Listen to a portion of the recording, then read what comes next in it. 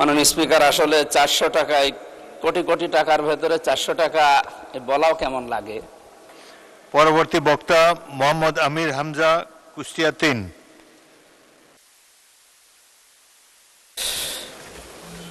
আসসালামু আলাইকুম। মাননীয় স্পিকার, আপনাকে ধন্যবাদ। আমি মোহাম্মদ আমির হামজা, কুষ্টিয়া 3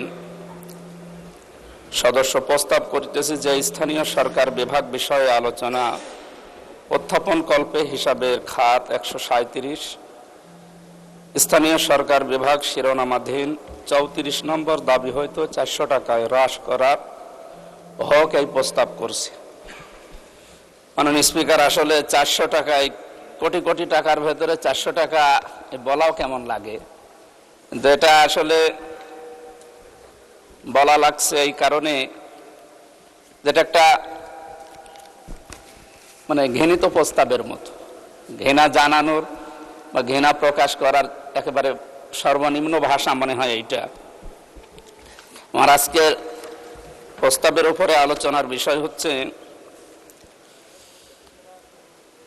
কুষ্টিয়া সদর 3 আসনের জনগণের পক্ষ থেকে স্থানীয় সরকার, পল্লী উন্নয়ন ও সমবায় মন্ত্রণালয়ের প্রস্তাবিত বাজেটের উপরে ছাঁটাই প্রস্তাব উত্থাপন করে আমার নির্বাচনী এলাকার জনগণের প্রত্যাশা ও সমস্যা সমাধানের কথায় মহান সংসদে তুলে ধরতে চাই।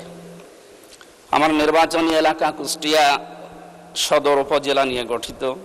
জেলা প্রশাসনিক ও বাণিজ্যিক কেন্দ্র হওয়া সত্ত্বেও স্থানীয় সরকার ব্যবস্থার বিভিন্ন সীমাবদ্ধতার কারণে এই এলাকার জনগণ কাঙ্ক্ষিত সেবা, নাগরিক সেবা থেকে এখনো পর্যন্ত বঞ্চিত হচ্ছে। মাননীয় স্পিকার, বিশেষ করে দ্রুত নগরায়ন ও জনসংখ্যা বৃদ্ধির ফলে কুষ্টিয়া পৌরসভায় যানজট, জলাবদ্ধতা, অপরিকল্পিত বর্জ্য ব্যবস্থা, বিশেষ করে ড্রেনেজ ব্যবস্থার সংকট দিন দিন তীব্র থেকে তীব্রতর হচ্ছে।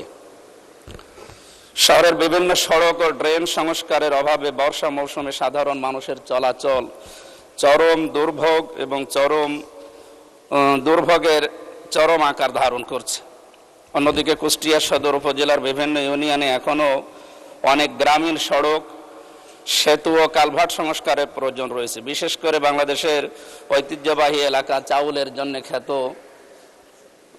কুষ্টিয়ার খাজানগর এবং কবুরহাট, এই এলাকাটা কুষ্টিয়ার বটতল থেকে বল্লভপুর পর্যন্ত এই 8-10 কিলোমিটার রাস্তা বাংলাদেশের ভেতরে সবচাইতে আমার মনে হয় এটা অকেজ এবং মানুষের চলাচলের জন্য একেবারেই অনুপযোগী হয়ে পড়েছে।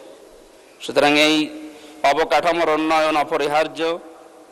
জরুরি পানি ব্যবস্থা সরবরাহ এবং কুষ্টিয়াকে আধুনিক করার জন্য স্থানীয় সরকার মন্ত্রণালয়ের যে সমস্ত বাজেটগুলো সামনে আছে এগুলোর পূর্ণাঙ্গ প্রকল্প বাস্তবায়ন আমরা দাবি করছি। ধন্যবাদ মাননীয় সদস্য।